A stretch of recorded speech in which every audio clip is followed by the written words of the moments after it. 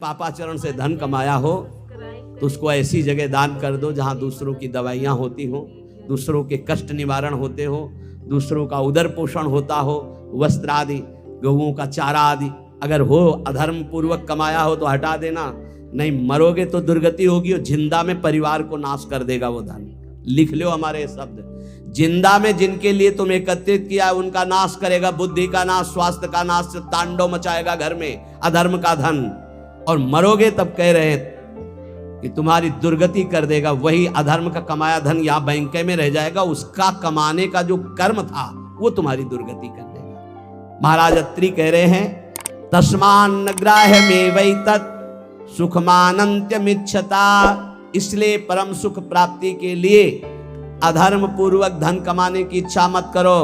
अनंत महिमा में भगवान ने धर्म की स्थापना की, पहले धर्म फिर धन, धर्म अर्थ काम मोक्ष, पहले धर्म को आगे रख करके धन कमाओ। पहले था चाहे प्राण चले जाएं धर्म नहीं जाना चाहिए। देखा महापुरुषों को, गुरुजनों को प्राणों की बाजी लगा दी, शहीद हो गए अपने राष्ट्र पर, अपने धर्म पर, अपने भगवत भाव पर। परः पराणाम पुरुषो यस्य तुष्टो जनार्दनः सा प्राप्नोत्यक्षयं स्थानमेतत् सत्यम मयोदितम्।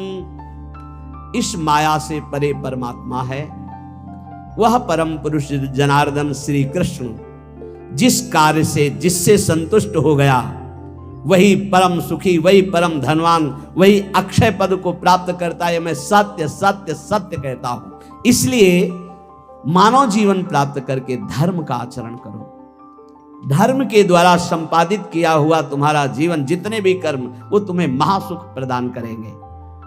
ना गुणान गुणिनो हंति स्तौति मंद गुणानपि नान्य दोषेषु रमते सानसूया प्रकीर्तिताः। जब कभी किसी गुणी की तुम्हारे सामने प्रशंसा होने लगे तो खंडन मत करना, किसी के गुणों का खंडन मत करो।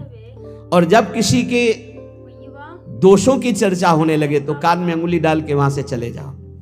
जब किसी की महिमा गाई जा रही हो तो आनंदित होकर सुनो, भगवान की विभूति है जिसका वर्णन हो रहा है। लेकिन जब किसी की निंदा की जा रही हो तो कान में अंगुली डाल के उस सभा से निकल जाओ, क्योंकि सभा में जो जो बैठा होगा उसको सबको पाप लगेगा।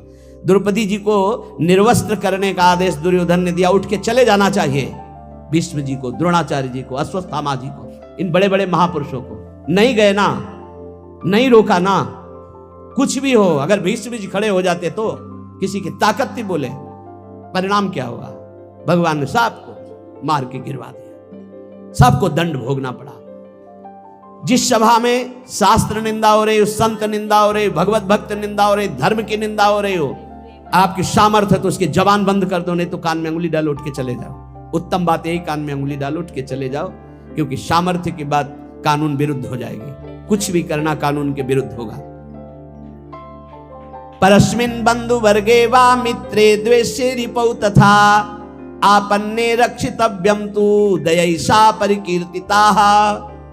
चाहे कोई पराया, चाहे कोई अपना हो, चाहे भाई हो, चाहे दुश्मन हो, यदि आप भक्त हैं तो आपका व्यवहार राग और वैर से रहित होना चाहिए। भाई के प्रति राग नहीं और दुश्मन के प्रति वैर नहीं। अगर भारी विपत्ति में भाई फंस जाए तो हम कैसे करें? उसकी दुख निवृत्ति। ऐसे अगर दुश्मन भी फंस जाए तो हम उसकी दुख निवृत्ति का कार्य करेंगे। दुश्मन है, वो हमें गाली देता है, अपमानित करता है, हमारा बुरा चाहता है, लेकिन हम उसका मंगल चाहेंगे, बोले उसे भक्त कहते हैं। उसे कहते हैं वो राग द्वेष रहित भगवान का भक्त जो दयावान है। आन संशयम क्षमा सत्य महिंसा दान मार्जवम प्रीति प्रसादो माधुर्यम मार्दवम च यमादस। यम और नियम ये जिसके जीवन में होते हैं वो बहुत दैवी संपदावान माना जाता है, भागवतिक माना जाता है। यम किसे कहते हैं? ये 10 होते हैं, यम 10 और नियम 10 होते हैं। यम पहला है आनुशंसम, अक्रूरता, किसी के प्रति भी क्रूर वचन, क्रूर व्यवहार बिल्कुल नहीं होना चाहिए। क्रूरता तब आती है जब हमारे विपरीत कोई व्यवहार करता है, तब उसके बोलने की क्रूरता हो जाती है, चेष्टा में क्रूरता हो जाती है, हृदय में क्रूरता हो जाती है। अचानक आक्रमण होता है। अगर संबोधन करके आवे कि तुम्हारी परीक्षा हो रही तो शायद साधक सावधान हो जाए, पर अचानक आक्रमण माया का होता है। वो संभल ही नहीं पाता कि मेरी परीक्षा हो रही, और वो क्रूर बोल देता है, क्रूर कर्म कर देता है, क्रूर चिंतन कर देता है। इसका मतलब यम कमजोर है, यम नियम में वो कमजोर है। पहला यम है अक्रूरता, न वाणी में क्रूरता हो, न शरीर में चेष्टाओं में क्रूरता हो, न मन में क्रूरता हो, अक्रूरता। दूसरा है क्षमा, सबसे बड़ा बल है क्षमा। कोई कितना भी कैसा भी व्यवहार करे, क्षमा बल से उसे जीत लेना चाहिए। तीसरा है सत्य, सत्य के समान कोई दान नहीं, कोई पवित्रता नहीं, कोई बड़ा अनुष्ठान नहीं। वाणी से सत्य बोलने का नियम बना ले। कलिकाल है, इतना झूठ का बोलबाला है, पूछो मत। झूठ है ही झूठ, औरों से तो और जाने तो गुरु जी से झूठ। कई बार कहा है कि एक घर तो छोड़ दो गुरुदेव का, कम से कम उनके सामने तो सत्य बोलो। एक क्षण में उनसे भी झूठ, और जबकि पता है कि उनको पता हो जाएगा, फिर भी झूठ बोल देना। अरे भाई, फांसी थोड़ी लग जाएगी, डांट लग जाएगी, गुस्सा हो जाएंगे, पर हम सत्य बोल देंगे तो हमारा अपराध क्षमा हो जाएगा। सत्य एक जगह तो नियम ले लो, तो सब जगह धीरे धीरे फिर भाव मानी संख्या से सवाल हल हो जाएगा। एक जगह सत्य बोलना शुरू कर दो। वाणी में सत्य बोलना, ये यम का नियम। अक्रूरता, क्षमा और सत्य। हमारा जब वाणी में सत्य होगा तो आचरण भी सद आचरण होंगे, फिर हमारा विचार भी सद विचार होगा, और संग भी सदसंग होगा। यम अगला सत्य के बाद अहिंसा, किसी की भी हिंसा न करना, न मन से, न वचन से, न कर्म से। सत्यम, अहिंसा और दान। शोधन धन्य प्रथम गति आकी दान।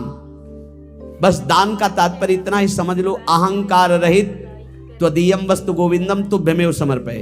हे प्रभु, आपके द्वारा दी हुई वस्तु, तो ये परिवार से थोड़ा, हमारे परिवार भर के लिए इतना प्रयोग हो गया, 10 रुपया बढ़े, बस ऐसा। ये हमने कहीं नहीं सुना। गरीब आदमी अगर एक बछिया दान करता है तो एक राजा 1 करोड़ गाय दान करे स्वर्णिम आभूषणों से अलंकृत करके, तो उस गरीब आदमी की बछिया के बराबर नहीं होगा। ध्यान रखना, जो गरीब होकर के दान करता है उसका विशेष महत्व होता है। उसकी 4 रोटी उसके पूरे जीवन के कमाई मेहनत से, और तुम 4 करोड़ ऐसे, तो उसकी रोटी के बराबर नहीं हो सकता है। इसलिए दान का विशेष महत्व धर्म द्वारा कमाया हो। जैसे एक बार हमने सत्संग में बताया था दान के विषय में, सेतुआ यज्ञ का, मुदगल ऋषि, वो कभी किसी से दान नहीं लेते थे, तो शीलोंच वृत्ति के द्वारा वो अपना उदर पोषण करते। सील कहते हैं जो किसान अपना खेतों से अन्न का अधिकार ले चुका है, अब वो ऐसे खेत, उनमें जो दाने बाली पड़ा है उसे बिन लेना। उंच कहते हैं जो बाजार में जहां अन्न की बाजार लगी वो उठ चुकी है, इसके बाद जो दाने गिरे उनको उठा लेना।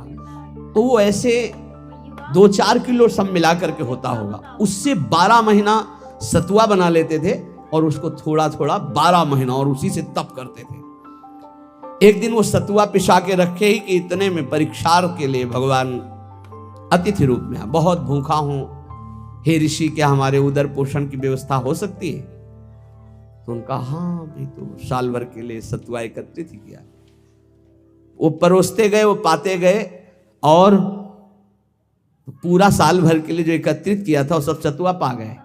चाट चाट के पा लिया कुछ, तो उनका भगवान पूरे साल की व्यवस्था इतनी, जब इसके आगे तो है ही नहीं। तो उनका चलो हम छक भी गए हैं बहुत, और डकार ली और चले।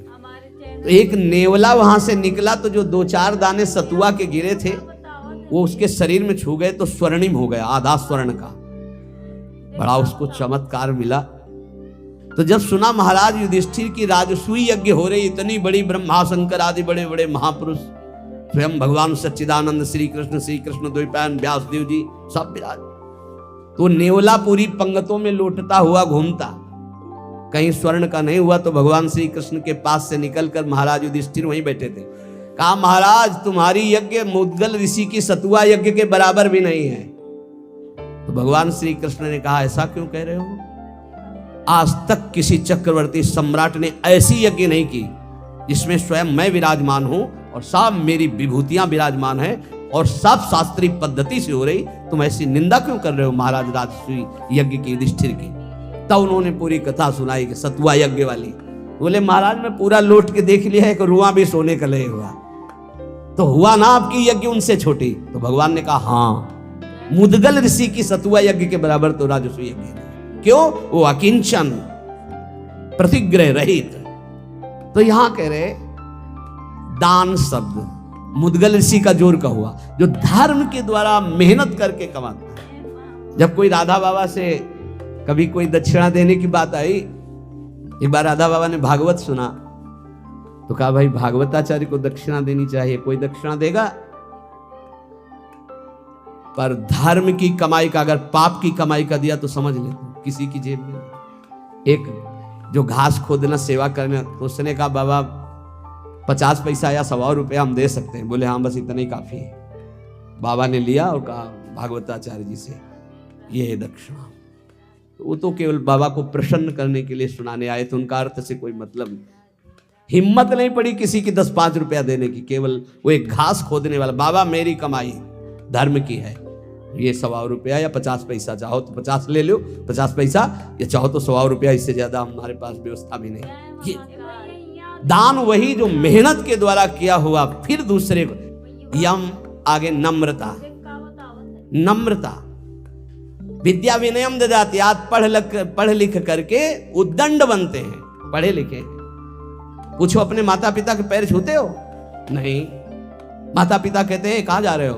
बोले आप अपना देखो, हम स्वतंत्र हैं, हमारा जीवन अपने, हम जो कर रहे हैं वो तुम्हारा अधिकार नहीं। ये है विद्या, ये है विनयम ददाति, ये है विनय।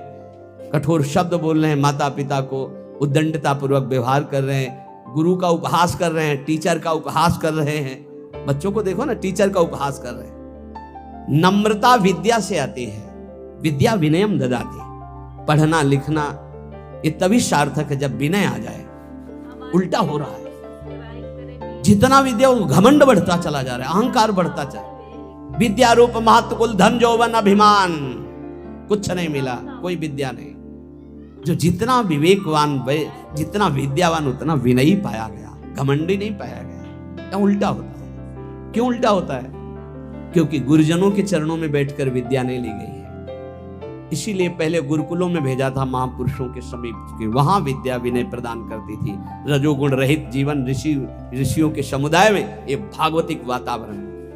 नम्रता, फिर है सबसे प्रीति, सब जीवन सुप्रीति रीति निभाता अपनी, सबसे प्रेम का व्यवहार, लेकिन निष्काम, किसी से कोई कामना नहीं। फिर यम में आता है प्रसन्नता, संतुष्टायन के, हर स्थिति में तुम्हारा मन प्रसन्न होना चाहिए। फिर मधुर वाणी, जब बोलो हंसी बोले बहु मान दे, परुख वचन कबहु न कहाए। और कोमलता, हृदय बड़ा कोमल होना चाहिए। ये 10 लक्षण यम कहलाते हैं। कहा जाता है ना, यम नियमों का पालन करने से ही भगवत प्राप्ति होती है। तो अक्रूरता, क्षमा, सत्य, अहिंसा, दान, नम्रता, प्रीति, प्रसन्नता, मधुरवाणी, कोमलता, ये 10 यम हैं और ये 10 नियम हैं। शरीर की पवित्रता, वस्त्र की पवित्रता और मन की पवित्रता, तीनों पवित्र होने चाहिए। बिल्कुल ऐसे पशुतावरे, हाथ कोई धो ले तो बड़ी बात है। पहले जल लेके साधु लंगोटा, सोटा, कमंडल, ये बिल्कुल अब इतना वीआईपी है कि कमंडल रखना बेइज्जती की बात हो जाएगी ना। बाबा जी कमंडल कैसे? कमंडल है, डंडा है, बंधा लंगोटा, काछ वाछ मन निश्चल राखे, धन धन जननी तेरी। रास्ते में लघु शंका लगी तो कैसे हो गए? आचमन करना है, मूत्रेंद्रिय का प्रक्षालन करके, हस्त प्रक्षालन करके, आचमन करके, तप है पवित्रता का। ऐसे पूरा शुद्ध वातावरण, शरीर पवित्र, वस्त्र पवित्र, मन पवित्र। नियम, सबसे पहला नियम पवित्रता, शरीर पवित्र, वस्त्र पवित्र, विचार पवित्र। कितना बढ़िया जीवन होता। दूसरा नियम में है यज्ञ। तो यज्ञानाम जप यज्ञोष्मी, सबसे बड़ी यज्ञ है जप यज्ञ। राधा राधा राधा, नियम ले लो जप यज्ञ का। नियम में तीसरा है तप, अपने धर्म का पालन करते हुए जो आपको कष्ट मिलता है उसको सहना तपस्या कहते हैं। जैसे आप प्रातःकालीन वेला में, प्रातःकालीन क्या, अर्धरात्रि वेला में जगते हैं, प्रातः काल तो 4 बजे से होता है, यहाँ तो अखंड कीर्तन ही चलता रहता है। पर रोड में हम जब 2 सवा 2 बजे उतरते हैं तो 10-20 हजार लोग खड़े होते हैं और सब साधक जन सेवा में रहते हैं, तो इसका मतलब 1 बजे जगह होंगे तब तो वहाँ सेवा में पहुंचे, और वो लोग तो हो सकता है कोई 12 बजे से खड़ा हो, कोई 11 बजे से, कोई 1 बजे से। अब जो नींद नहीं लिया, जो कष्ट से, इसे तपस्या के, इससे पाप क्षीण होते हैं, इससे बहुत लाभ प्राप्त होता है। ये बाहरी तपस्या है। समय से स्नान करना, चाहे गर्मी हो चाहे सर्दी हो, समय से अपनी दिनचर्या में आना, चाहे जितना कष्ट हो, ये बाह्य तपस्या में होता है। भोजन आदि ना मिल पाना, फिर भी अपनी दिनचर्या करना। और आंतरिक तपस्या मानी जाती काम क्रोध लोभ आदि को सहना, इनको सहना आंतरिक तपस्या कहे। इन तपस्याओं के अलावा और भी बहुत सी तपस्याओं का वर्णन, पर वो खास बात नहीं। आए हुए वेग को सह जाए सो महात्मा, काम के वेग को, क्रोध के, लोभ के, मोह के वेग को जो सह जाए, ये सबसे बड़ी तपस्या। नियम पवित्रता, नियम जप, नियम तप, कष्ट सहने का स्वभाव, नियम दूसरों को सुख देने का स्वभाव। आओ बैठो, मृदु भाषण। आप जल पिएंगे? श्री जी का कुछ भोग लगा, आप थोड़ा प्रसाद पा दीजिए। मृदु व्यवहार, सरल व्यवहार। स्वाध्याय नियम, आपका नियम होना चाहिए स्वाध्याय का। ये नियम के अंतर्गत आते। स्वाध्याय नियम पूर्वक, और नियम जनेन्द्री का निग्रह अर्थात ब्रह्मचर्य। नियम में ब्रह्मचर्य व्रत बहुत जोर की बात। गृहस्थ है तो संयम पूर्वक विरक्त है। जनेन्द्री का संयम ब्रह्मचर्य, और मौन व्रत, वाणी का मौन व्रत, ये नियम। और अल्पाहार का नियम या उपवास का नियम, बहुत बड़ा भजन में इसका प्रभाव पड़ता है। आपका अधिक भोजन पाने से जो भजन में शक्ति लगनी चाहिए वो भोजन पचाने में लगती, इसलिए भजन में रुचि नहीं होगी। ध्यान रखना, या तो अल्पाहार और या फिर कभी कभी उपवास, पर सेवा नहीं छोड़ना। श्री सुदामा दास जी महाराज सुदामा कुटी के स्वयं आटा मांग कर लाते, स्वयं उपला बिनते, फिर रोटियां बनाते, फिर संतों को पवाते। उनकी मेहनत ऐसा रंग लाई कि तब से लेके आज तक शास्त्रों संतों की सेवा ऐसे होती रहती है। अपरिचित कोई भी संत जाए, पाए और बना रहे। बारंडा बड़े बड़े बने, आसन लगाए, 10-5 दिन खाए पिए पड़ा रहे। आज भी वो सेवा चल रही। संत सेवा अगर मिल जाए, परोसना है, पत्तल उठाना है, पोछा लगा, ये अहोभाग्य समझा जाए। इसको ऐसा ना समझा जाए कि एकांत में बैठकर भजन करना ज्यादा अच्छा है, लेकिन इनके बीच नहीं। मन की गति को संभाल पाना बहुत कठिन है। आज एकांत के लिए भजन के लिए कर रहा है, कल एकांत के लिए भोग के लिए कहेगा, इसका कोई विश्वास नहीं। गुरु प्रदत्त दिनचर्या को कभी न तोड़ा जाए। 10 वर्ष एक ही दिनचर्या चलाई जाए, मन शांत हो जाएगा, अपने आप देख लेना। ये नियम है। अल्पाहार नियम बना लो अल्पाहार का। एक साधु की, साधक की दिनचर्या भोजन की होनी चाहिए। इतनी रोटी, इतना चावल, इतनी सब्जी, इतना दाल, वो नियम है, उतना ही पाना है। कुछ भी हो, अच्छे से अच्छा पदार्थ हो, एक नियमावली भोजन की होनी चाहिए। और स्नान 3 बार, ब्रह्मचारी 3 बार स्नान होना ही चाहिए। 24 घंटे में 3 बार स्नान। वो शरीर सुख के लिए नहीं, जैसे आप सोने जा रहे हैं तो कोई कोई स्नान करते हैं, नहीं, कदापि नहीं, दिनचर्या के विरुद्ध नहीं। एक प्रातः जो अभी 1:30-2 बजे हुआ, और एक पुनः अगर आपका दिनचर्या का क्रम में 8 बजे, 9 बजे, 10 बजे जैसे स्नान का हो, फिर एक सायं 4 बजे, 5 बजे, बस अपने का तो 2-3 घंटे बाद ही पुनः स्नान होता है, फिर सायं होता है। 3 स्नान जीवन हो गए, 3 स्नान जीवन। अगर कहीं पेट खराब हो गया तो जय बार फिर अर्ध स्नान करना ही करना है। ये 10 नियम और 10 यम ये साधक के जीवन में होने ही चाहिए। नियम पवित्रता का, जप का, तप का अर्थात कष्ट सहने का, दूसरों को सुख देने का, स्वाध्याय करने का, ब्रह्मचर्य का, मौन का, उपवास का, स्नान का, ये नियम होने चाहिए। नियम होने चाहिए। इसमें ये नहीं देखा जाता है स्नान का कि शौच लगी है तो ठीक है, शौच नहीं लगी तो चलो नहीं करते स्नान, इसका नहीं। एक नियम अपने लोगों की दिनचर्या रही। यहाँ तो बाथरूम, शौचालय, गंगा किनारे जब शीत वायु चल रही तब 3 बार स्नान, और पूरी जटाओं के सहित ये जो घंटों जटाओं से गंगा जल गिरता रहता था, ऐसे टपकता रहता, पूरा शरीर कांपता रहता। वहां ये थोड़ी देखना है कि शरीर को क्या हो रहा है, आप भगवत प्राप्ति करनी। आगे कह रहे हैं महर्षि विश्वामित्र जी की वाणी, निज अनुभव कह रहे हैं, कामम कामाय मानस्य यदि कामः समृद्ध्यति अथैनम परः कामो भूयो विद्यति बाणवत।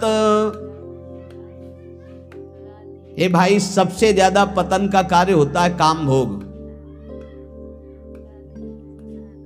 ये ऐसा विकल कर देता है भोग के लिए कि सब प्राणी को, पशु पक्षी मनुष्य देवता कोई भी, ये सब विकल कर देता है कि रुक पाना बहुत कठिन होता है। फिर जहां उसको भोगा गया तो उसकी नवीन कामना, फिर नवीन कामना, फिर नवीन कामना। यदि कामा समध्यति तो अथैनम अपरः कामो भूयो विद्यति बाणवत। बाण के समान हृदय को बेधता रहता है काम, बार बार बार बार। इसलिए जिसको काम वेदना पर शांति प्राप्त करनी तो उसे भोगना बंद करना पड़ेगा।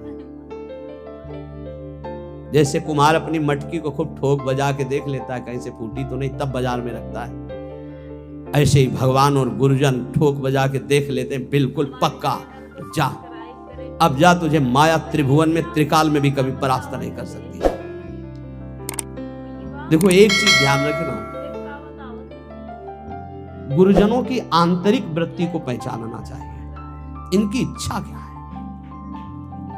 गुरुजनों की इच्छा को समझो। जैसे भगवान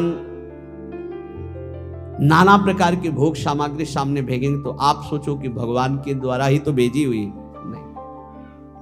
आपको देखना है भगवान की इच्छा क्या है, तो गीता पढ़िए, गीता जी में भगवान आप बोल रहे हैं ऐसा करो ऐसा ना करो। ऐसे गुरुजन जब बोलते हैं तो उनकी बात पकड़ो, इसके बाद वही सामग्री आपको देंगे, ये लो ये लो ये लो, तो आपको पकड़ना नहीं। आपने कहा था नहीं नहीं आप लीजिए खाइए, आप कह तो रहे लेकिन आपने कहा था कि नहीं खाना है, तो हम ही कह रहे हैं खाइए ना। हमें लगता है आपने कहा था कि नहीं खाना तो हमें नहीं खाना चाहिए, तो देख लो फिर तुम जैसा।